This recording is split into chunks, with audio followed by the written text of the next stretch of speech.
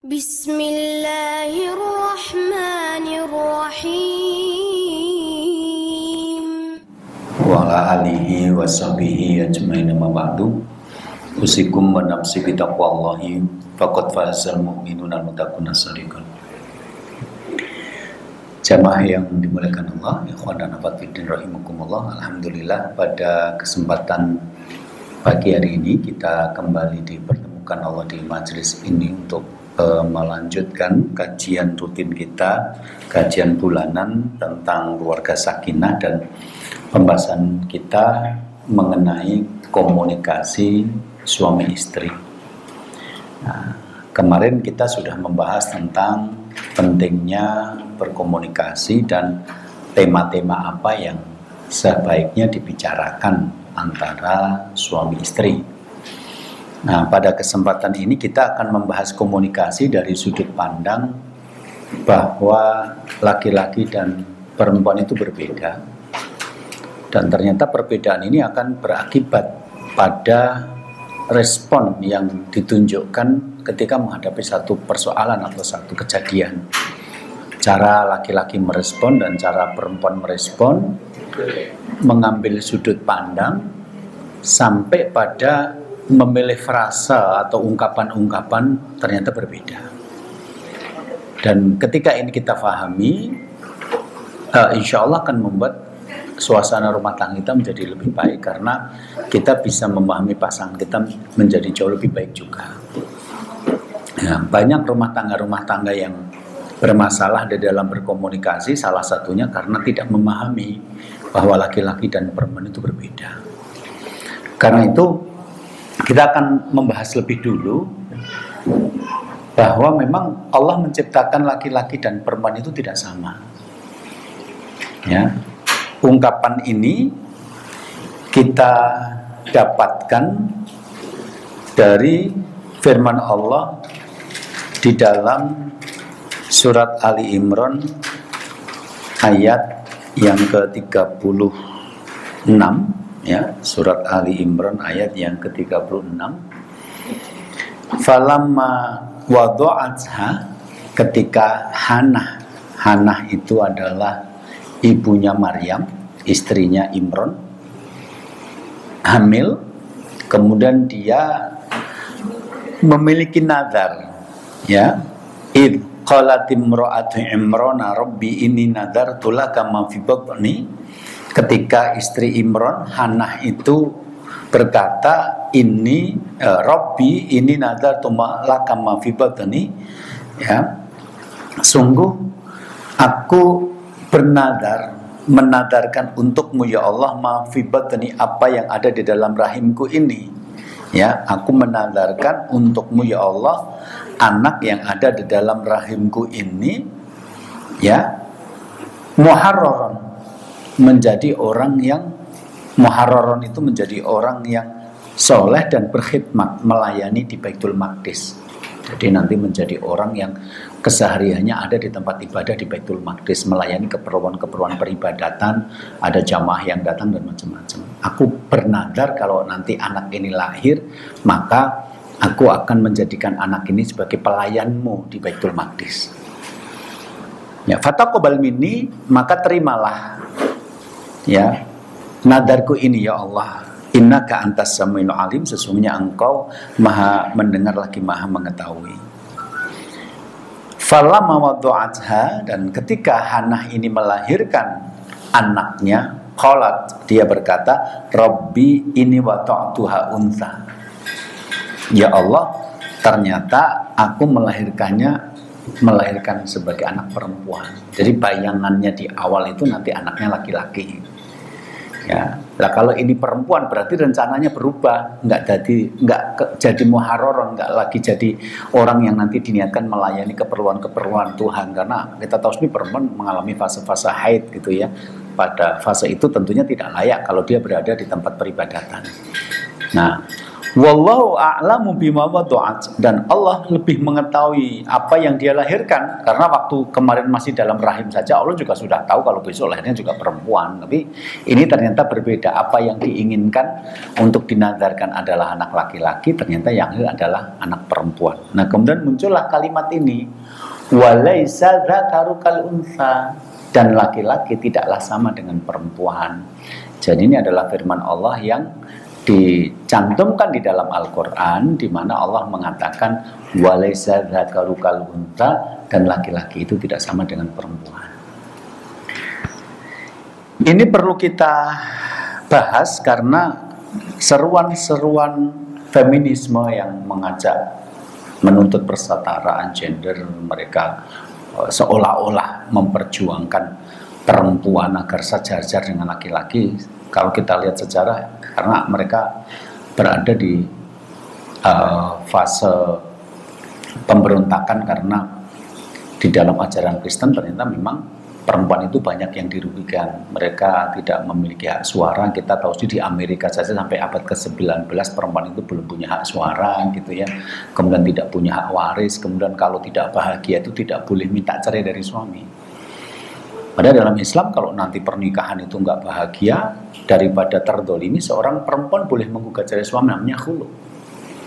Terus kemudian laki-laki boleh menikah lebih dari satu. Jadi nanti secara populasi kalau ada perempuan jumlahnya banyak, mereka tetap terselamatkan. Karena kalau sampai laki-laki menikah hanya dengan satu perempuan, kemudian di sana banyak perempuan-perempuan yang jumlahnya berlipat-lipat, maka monogami itu juga bertanggung jawab atas munculnya banyak pelacuran-pelacuran. Karena perempuan yang ingin menafkahi dirinya sendiri, kemudian dia tidak menemukan suami sebagai tempat untuk menafkahi, biasanya nanti akan larinya ke tempat itu.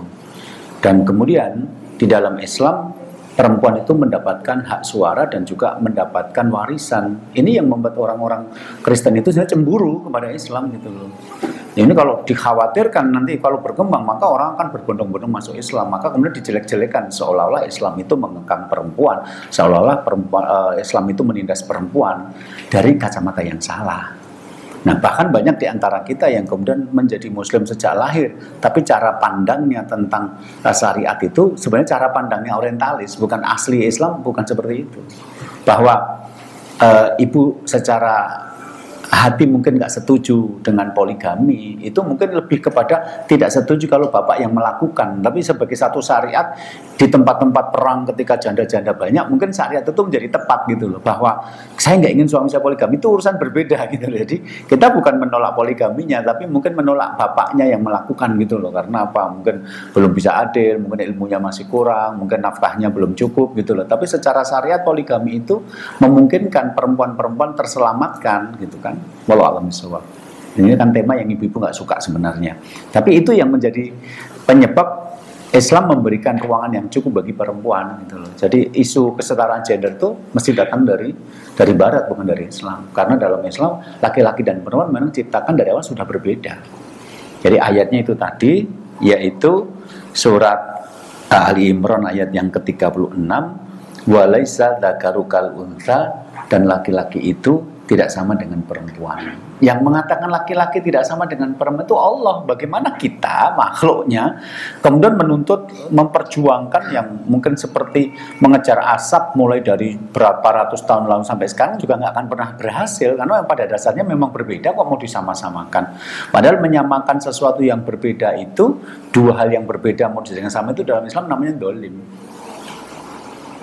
Ya, oke. Perhatikan hadis ini. La'ana Rasulullah SAW al-mutasyabihina minarijali binisa'i wal mutasyabihati minanisa'i birijal. Dalam hadis yang lain, la'anallah. Kalau dalam hadis ini Rasulullah melaknat. Tapi kalau dalam hadis lain Allah melaknat. Siapa yang dilaknat? Al-mutasyabihina minarijali binisa, laki-laki yang berpenampilan seperti perempuan. Wal mutasyabihati minan nisa'i birijal, dan juga perempuan yang berpenampilan seperti laki-laki. Jadi karena laki-laki dan perempuan itu berbeda, konsepnya adalah biarkan laki-laki tetap menjadi laki-laki dan biarkan perempuan tetap menjadi perempuan. Bahkan saking inginnya Islam itu menjaga perbedaan antara laki-laki dan perempuan, menyerupai saja dilaknat. Jadi laki-laki itu dalam Islam nggak boleh berpenampilan seperti perempuan gitu kan. Kemudian juga perempuan berpenampilan seperti laki-laki, rambutnya dipotong pendek, pakai celana ketat jadi satpam misalnya gitu loh. Nah, terus laki-laki nanti melambe-lambe. Itu dalam Islam nggak boleh gitu. Konsep seperti ini ketika misalnya pada contoh yang sederhana saja, memperingati 17 Agustus misalnya. Itu kalau ketua panitianya nggak paham syariat, itu lomba-lombanya tuh lomba-lomba yang dilaknat kok. Misalnya bapak-bapak RT 1, RT 2 lomba sepak bola pakai daster. Ketika kita tegur, loh kok seperti itu? Alah, ini hanya untuk ketawa-ketawaan. Loh, meskipun ketawa-ketawaan, apa nggak ada cara yang lebih elegan sih yang menunjukkan kamu paham ajaran agamamu sendiri? Terus nanti ada lomba gerak jalan banci, lomba naik panjat pinang banci. Jadi bancinya itu bukan dididik dikembalikan ke Islam.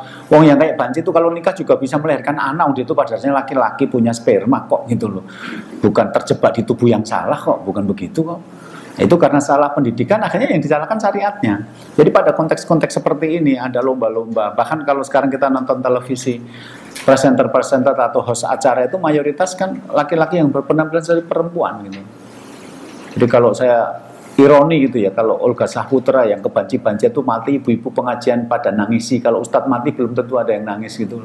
Mungkin malah seneng karena Pak itu Ustadz pelaku poligami tuh gitu ya. Jadi kalau Ustadz itu hilang berarti tempat kita nggak ada lagi yang pas poligami, malah seneng kalau Ustadznya mati. Begitu Olga Saputra yang banci-banci itu mati, ibu-ibu ada nangisi semua. Ini pengaruh dari Ghazal Fikr, perang pemikiran gitu. Jadi orang-orang yang dilaknat malah ditangisi, sementara orang-orang yang mengajarkan kebenaran malah dibenci.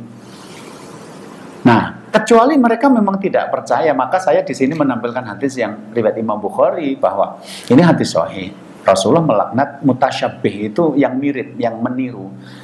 Jadi laki-laki yang meniru perempuan, pakai daster, rambutnya panjang, dipanggil di sweet ternyata ketika belok jenggoten gitu ya. Ternyata rambutnya panjang tapi ketika nengok jenggoten gitu. Nah, sementara kita juga melihat sekarang perempuan banyak yang berpenampilan seperti laki-laki, padahal dalam tataran ini levelnya sudah sampai pada tingkatan dilaknat gitu. Kenapa? Karena memang tidak bisa. Nanti kalau laki-laki dipakai baju perempuan, melambai, dibiarkan, melakukan pekerjaan dan perempuan, nanti menjadi disorientasi seksual gitu loh. Ya kayak sekarang gelombang LGBT sangat menakutkan ini. Karena orang tuanya tidak punya konsep, anakku laki-laki harus jadi laki-laki, anakku perempuan jadi perempuan. Jadi laki-laki tidak boleh menyerupai perempuan, perempuan tidak boleh menyerupai laki-laki karena mereka berbeda.